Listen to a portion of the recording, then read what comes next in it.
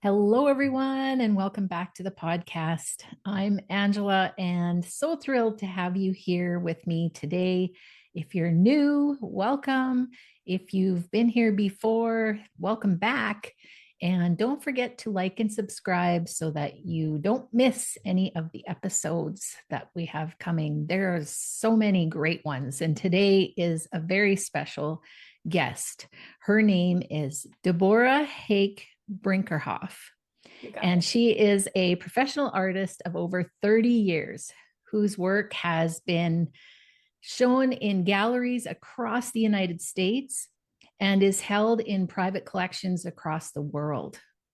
As a way to process her own trauma, she created soul portraits, a mixed media creative healing practice that uses personal materials like letters, photographs, and journal pages as a way to transform and heal past wounds.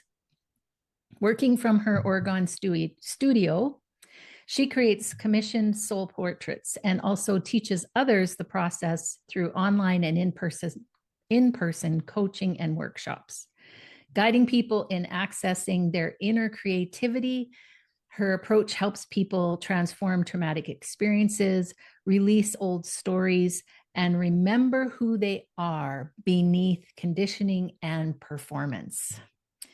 Wow, you've got quite a background, and I'm so excited, as we were talking about just before we started, because I think the creative process really is something that it's been a suppressed in us, and there's a lot of fear around being creative, and there's so many ways we can do it, and it helped me so much. So I'm excited to talk to you about this. So tell us a little bit more about your story and how you've used this creative art to transform your life. Well, I want to say that I really resonate with what you're saying about creativity being suppressed. And I would even say it's so easy to dismiss. We just don't think of creativity as something to use for well-being, especially when we all, or most of us in the Western culture, are all about ambition and success and achievement. And what does that look like? It looks like corporate jobs and being the CEO, or just how do we climb the ladder? So creativity, even though I was complimented for my skill and ability as a young person, it was still such an easy thing to dismiss. Oh, you're going to have to be a teacher. Oh, you better get a job that supports this. Oh, you need to do something else so that you can somehow be in the world and live in the world and have achievement and success. And so for a long time, I was like, oh, it's not a real job. It's not a real career. It's not a real profession. And I went to art school and I was in galleries and I was still dismissing myself as an artist. So I think that regardless of what success you have, it's really ingrained in us to lean on our creativity or take it seriously or take ourselves seriously with it. And that doesn't mean like being depressed and miserable in order to be creative. It means like it's a part of who we are. We came into this world wired as creative beings. How do we remember that? How do we re-access it? To answer your question, um, creativity allowed me to tell my story without words, without me even realizing that I was telling my story. So just by drawing and painting what I wanted to paint, which just feels good, I felt better. So, and I had a connection to myself. Now, how other people responded to what I was creating wasn't always positive. And then I would question, am I good enough? Is this okay? Should I do it this way? Looking back, I realized that creativity and drawing and painting probably saved my life a million times over, just over and over and over again as a way to self-connect, a way to self-source, a way to self-witness. Even when I didn't realize I was doing any of those things, it was still happening. Yeah. Yeah. I resonate with that. Mine was music. Nice. And yeah, it saved me over and over and over, over and over and What over again. what did you play music? Did you write lyrics? Did you Yeah, do a I combination? actually I did write some lyrics when I was younger. I sang, I played flute in the band, I learned piano, I learned to play the organ, I played in Wow. church.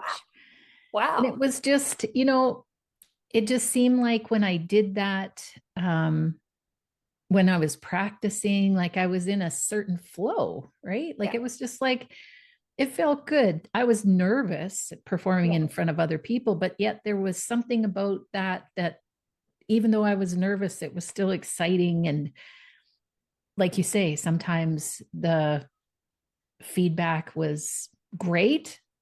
Sometimes maybe I would judge myself a little bit more than I needed to, Yeah, for but sure. I just know that the outlet was huge Yeah, growing up. that's good. That's a good word, outlet.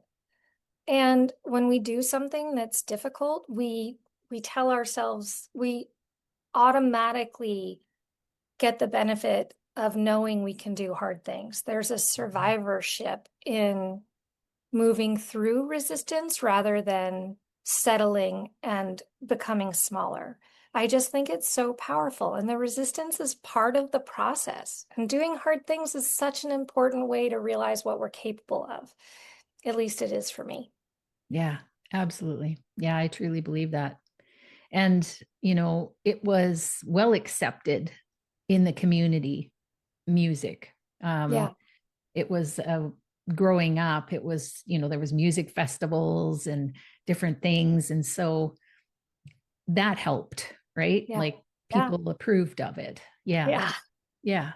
yeah. But it wasn't a job. You're right. It wasn't a job. It's hard to make it a job. It really is. And Mhm. in order to do so, I have to put myself out there in ways that I'm not always comfortable with. And again, every time I'm uncomfortable and I do it anyhow, I get a little more comfortable. And that edge keeps expanding and it keeps growing, which is not a bad thing. I don't think we ever reach a place that says, "Oh, I'm so comfortable now, it's easy street." And that's a myth. Um,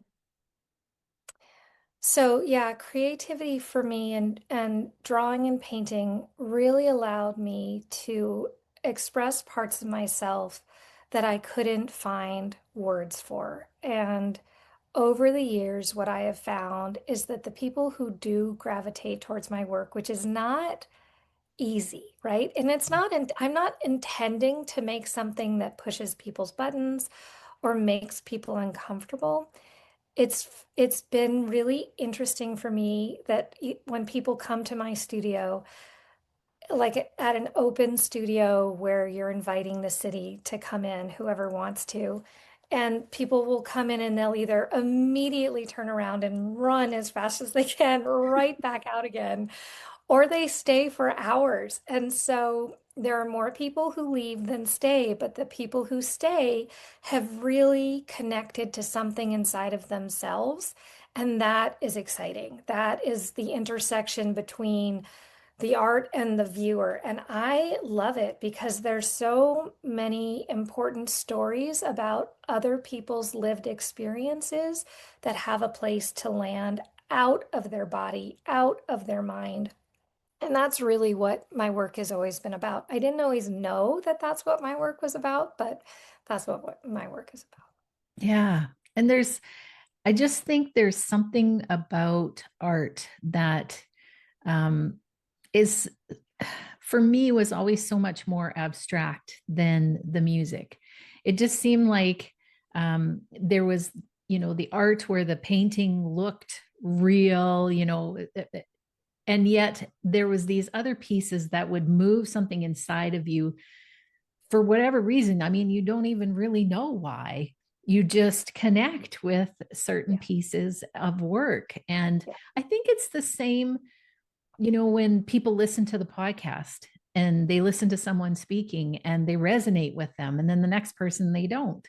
yeah, It's just, like you say, a story that's needing to be told, and we resonate with it or we don't. yeah. It's really subjective, and we're all so unique. And it's important to follow that that thread of aliveness. That's all it is. And so, especially with art, whether it's music or dance or visual like what I do, it's so subjective. And if it calls to you, that's it. That's all that matters. Then that work is good for you. If you're making something, then you are an artist. Like, I just think that our definition of what good art is needs to like release. I cannot determine what's good or bad. I just determine what I resonate with, and that's it. Yeah. Yeah. That makes all kinds of sense to me. Yeah. All kinds of sense. Yeah. Yeah. So, um, you do soul portraits. Yeah. And so tell me more about that and how that work came about. So I had always done little things with mixed media and I really enjoyed it, but I was trained classically with oil and canvas. So I always was using oil bars um, and oil paint and all the stuff. And I loved it. And I got comfortable with that and was sort of in this pattern of creating series of works that would then I'd have a show and I'd meet people for that one night and then it would either sell or not sell and come back to me or stay in the gallery or whatever. And that was sort of a loop, a repeated loop, and fun. And I enjoyed it, but it was still felt performative. It still felt like I wanted a deeper connection or the connection that I had, which felt very self-connecting at the studio and deep at the studio. How do you convey that in one night at one opening? I can try. And when my world fell apart, I did not know what to do. So painting was great, but I needed more. I needed to go deeper. And going to therapy was great, but my words didn't always land or compute, or I would run into biases of the therapist and feel like I couldn't fully express my story or what had happened for fear of judgment. And so I was in my studio and I had been recently excommunicated from my family and sued by my parents and my husband's parents, Wow. or my husband's father and stepmother. And it was horrible. And I did not know what to do with these legal documents. And I didn't know what to do with my broken heart. And I didn't know what to do with all the love letters from my family over the years and the uncomfortable letters. Like families are complicated and I was it all sort of fell apart when we were trying to protect our children from who had been sexually abusing them. And the topic of sexual abuse was so very, very taboo. And sexual abuse had been my history as well. And so I didn't even recognize my history until I got pregnant. And looking back over the years, like I was in college and I was creating work that was all about sexual violence, and I had no idea. And so that work was nudging me towards a buried truth, but I didn't understand it until I had all the pieces. And so I had an awareness that it would be very dangerous for me to talk about sexual abuse with my family of origin. So I didn't. But I did talk about it with my sister and I did talk about it with my husband's family. And then later we discovered that our own children were being abused by somebody in my husband's step family that we think. Like there's no proof for it. And thus the letter of excommunication and lawsuit. And so I started ripping up those papers in my studio and gluing them down on a canvas and writing over it and painting over it. And this was the first one, and I had just done it intuitively, putting a picture here, putting a picture there. And I stood back and I realized that I was disassembling and reassembling my lived experience. And I felt like a different person. Like I felt so much lighter that what was inside of me, what was like tucked behind a rib cage or back behind my ear, the little pieces of energy around shame and abuse and rejection and worthlessness finally had a place to land out of my body. The grief and loss had somewhere to go, and I didn't need to carry it anymore. And I didn't understand what I was doing at the time, but it absolutely changed the trajectory of my life.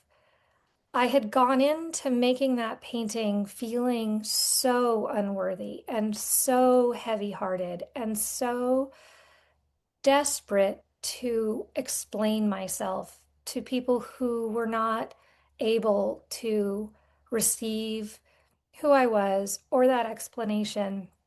And I really was struggling with a lot of self-blame. And underneath all of that self-blame was this ember of self-love. And as I worked with those materials, I got closer and closer to that ember, and I could blow on it and grow it and feel it expand in my own body. As I released what was toxic, I could connect with what really mattered, which was how I felt about myself. Mm. Wow, that's amazing. Yeah, And so now you do this, I do. and do you help other people with this, or how does it work? Yeah, it depends. So there are two things that I do. I do workshops and I offer an online course. I was not very willing to do this work in front of other people. The bigger the shame, the more privacy I wanted. And so there are options around that. So when people come to me, they're usually holding a lot of loss, a lot of grief, a lot of shame, a lot of guilt. The bigger, more untouchable, complex traumas or complex shame, and they don't know what to do with it.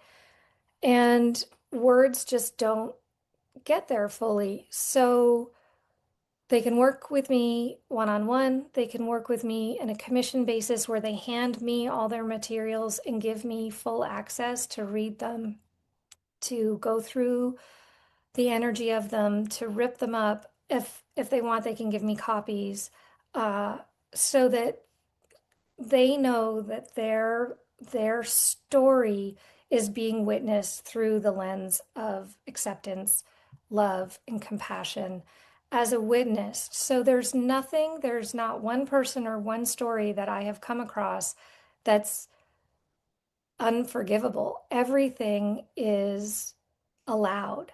And the way we feel about it, the meaning we have given it, is often so distorted that we don't know how to get out of that loop of distortion. Um, so again, if they don't want to work with me, then there's the course where they can walk through the process themselves and they can self-witness and then they have access to ask me questions. So there are different ways to go about it and then workshops and which are both virtual and in person. Did that answer your question? Yes, yes, Okay, great. absolutely. Yeah, and I think, you know, for people who are looking for a unique way to move through such pain, and I think we can get kind of stuck in our own story, Yeah, um, and having someone else look at it and see it from their eyes, I think can help open our eyes yeah, to what distortions, I think that was the word you used, what distortions might be in that story. yeah. It's all about perspective. All about perspective. And where do we get those perspectives in the first place? Where are they learned from? How have they compounded on themselves? And how do we reverse engineer them back to the core of who we really are? And it doesn't mean that the experiences didn't happen, and it doesn't mean that the experience didn't have an impact on us.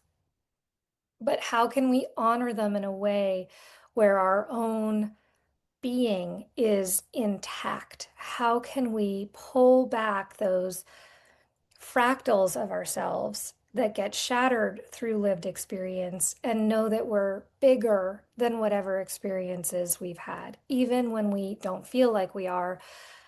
That path through the trench to call back those missing pieces of ourselves, because I really believe that we're whole, that every part of us is acceptable and deserves our attention with that compassion and love. So that perspective that insists on kindness and gentleness is a foundation of this work. Like, you can't do this work while you're and hope to feel differently if the critical mind is present. And that's not to say that we reject the critical mind. It's to say, how do we also welcome the critical mind, pull up a chair at the table, offer some tea and a real ear to and curiosity to say, why are you here? And what is it that you're afraid of? And how can I hold and listen to you while I remain in the fullness of who I am? Mm, yes. Yeah.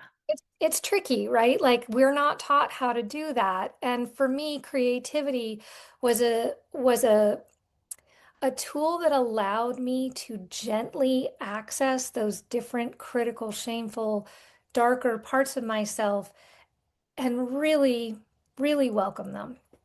Uh, Mm, and practice that kindness. Like, it was a practice because I was in such full critical unworthiness that it's hard to get from the low critical unworthiness place to one of love and compassion.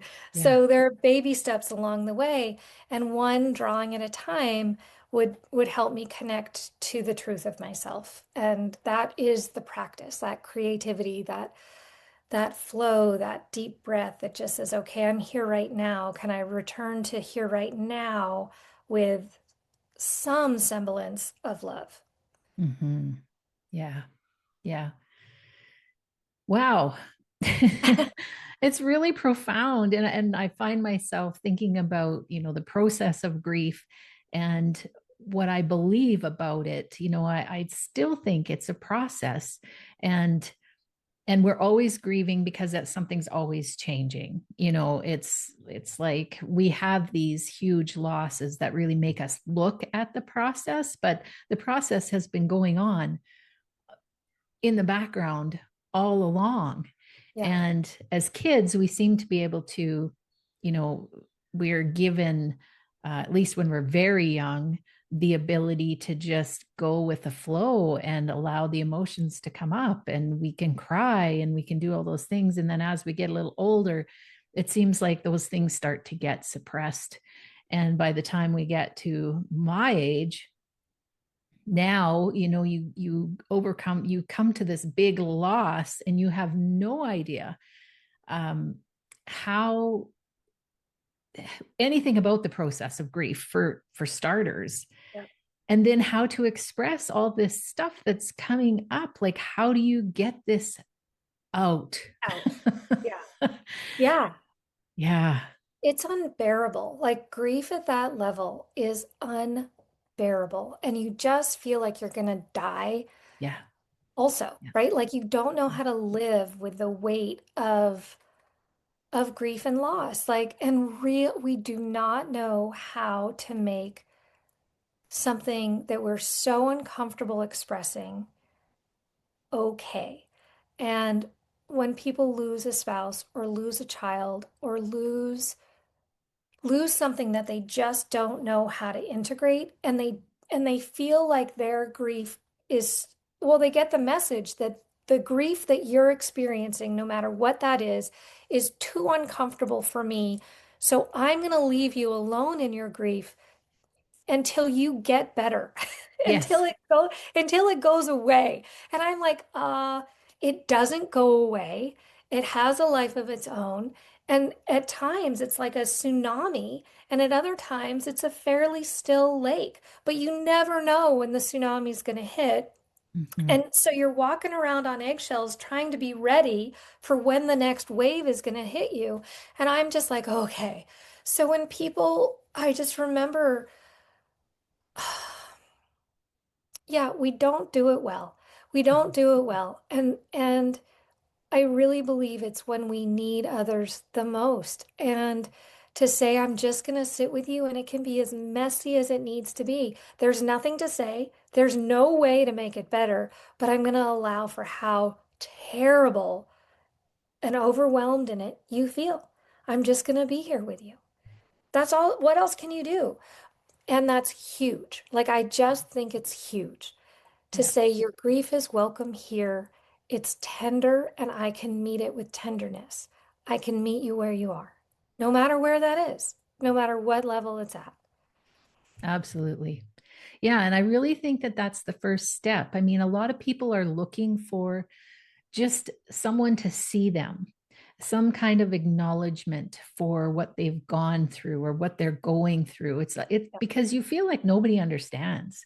yeah. And in some ways nobody does No, they do. because you are going through a unique experience. It has a lot to do with the relationship with what you lost. Yeah, And so, but there are there is comfort in people having gone through something similar and being able to relate to you and to acknowledge you in that space.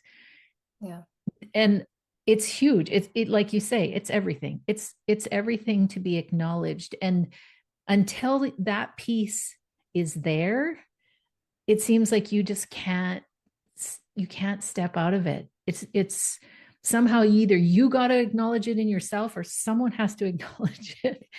It just has to be acknowledged. absolutely. And I think it's a combination of both because you're right. We are the only one who's going through our specific flavor of grief.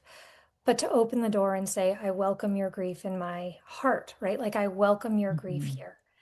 And I welcome you to see it for yourself. So I think we're so afraid to let ourselves feel the depths of our grief because we are afraid that it will swallow us whole. We're afraid that we're going to dissolve or not come back. It's truly a survival, very natural survival mechanism, not just cultural and familial conditioning, but on top of it, the feelings themselves are so painful, they literally feel like they're killing us.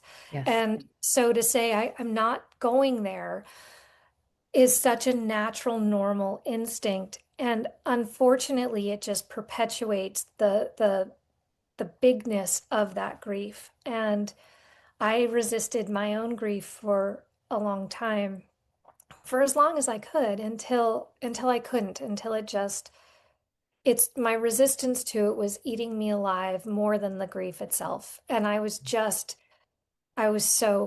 beside myself. And so um yeah, I reached a breaking point where I needed to look under the hood and hold my own heart. And it was tricky because people were so angry with me, and the community that I had was no longer available to me. My husband, we both lost our families, and the way we grieved was different. And we were both really scared. And so I think that element of fear around grief is huge. And how do you handle that too, right? Mhm. How do you hold the fear along with all this sorrow? So grief is tricky. It's tricky. Mhm. Yeah. It's Yeah. complicated. Certainly isn't easy. Mm-mm. And so, getting back to this creativity, um, how do you think it helps people heal? I mean, we've touched on it a bit, but how do you think creativity helped you heal? It so for me specifically, it really let me practice leaning into the fear and finding what was underneath it. And so the anticipation of feeling terrible, the anticipation of being afraid of finding out something about myself that I couldn't handle was really all just a lie, right? Like I'd already found out everything that right, there's nothing more to find out. I don't think you can be more rejected. And so or like I don't quite know how to say it. Mhm. Um, so it was just up to me at that point. And so creativity just let me touch the fear in a way that surprised me, that was not nearly as scary as I thought it was. It was actually very gentle. And so it was relief that I felt. And I was like, oh, I've been afraid of this thing that really there's nothing to be afraid of. And it actually feels better. There's a lot of relief that comes in just opening that door. And I can close it. Right? You can open it a crack, take a Mhm. breath, and shut it again. It meets you where you are. You can go at your own pace. It's really quite gentle. And the message is, I did a good job. I did it. I can do this. And so then you open it a little bit further, and it's just rinse and repeat as to how to hold your grief. And so music, singing, writing, it's all creativity. And really, to me, that creativity, I believe, is inherent. I do believe we're all born with it. And I believe that it's divinity. I think we touch our own divinity when we connect with whatever is our creative outlet. I think it allows us to remember who we were before who the world taught us to be. Mhm. Beautiful. Yeah, Yeah. totally agree. Got goosebumps. And it doesn't have to be pretty, right? It doesn't matter. Like Yes. just think about the mud pies. They're so fun to make. Think about the daisy chains and the or the dandelion chains and the crowns and our imagination. It's all creativity. So however that works for you, whatever you remember as a young child, like I loved gluing stuff down in first grade and kindergarten and making little collages. And I thought they were great. And, and then somebody comes along and they're like, well, that's not as good as so and so's. And that one's going in third place instead of first. And you're like, well, what? Why? Yeah. And you shrink a little bit and you're like, well, I have to do it more like, Josh over there or Christina over here because they got first place and I got third place, or I didn't even make it into Mhm. the places. So I really love rejecting that and just saying, remember what it felt like when you were, scribbling with crayons out of the lines. Like it was fun. And it is fun and it should be fun. It's playful. And then you're like, oh, wait a second. I've just been underneath all this weight of the world for so long. And who says it has to look this way? Like, let me break the rules because that also feels good, in my Mhm. opinion, within Yes. reason. Yes. Right. So, um, yeah, I just think our creativity is an incredible tool for well-being, an incredible tool for self-sourcing, an incredible tool to remember that there's so much more to us than we think, that we've practiced being in touch with, and it's a practice. Yes. Absolutely. Yeah. So people have got a sense of what you do. How can they get in touch with you or see your work? I am on Instagram and Facebook and TikTok, and I have a lot of work from my gallery days that I have schlepped around with me. So I have paintings available, and I take commissions usually every 2 months. And I am just about to start doing itty bitty mini commissions because my work tends to have a higher price point. So the mini ones are really fun because they're much more accessible and people get a little experience of what it's like to hand your materials over and have them come back to you in a transformed way through a lens of love and acceptance that says, remember who you are. Remember your divinity. Remember to play. Remember to do something creative that you love. And every time you look at this little mini soul portrait, remember that I love you and remember that you're lovable and that you're enough. And so those are really fun and exciting. Yeah, so if people are interested in that, they should DM me or reach out and follow me on social media. And I'm pretty accessible and I love as much of an introvert as I am, I love spending time meeting new people and hearing about people's stories and everything that they have survived, because that's really what it is, right? We have Mhm. survived. If we're here, we have survived. And that is an accomplishment. Absolutely. Thank you so much. Is there anything else you want to add before we go? Just connect to yourself, connect to your inherent creativity, what makes you have fun, what feels good. Maybe it's pickleball, tennis, hiking. Who knows, right? Creativity is endless. So connect with yourself because your life will feel a lot better. Excellent.